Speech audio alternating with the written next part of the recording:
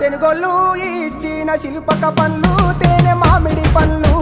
తీయంగా తిందామె తీరొక్క పండ్లు చిలక నేరేడి పండ్లు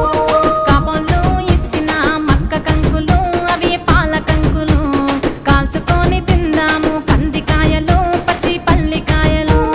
గుజారి గుజారి మామిళ్ళ కిందో నల్ల మామిళ్ళ కింద కుసుమరోళ్ళేసిన కుందన బొమ్మ అది కుందన బొమ్మ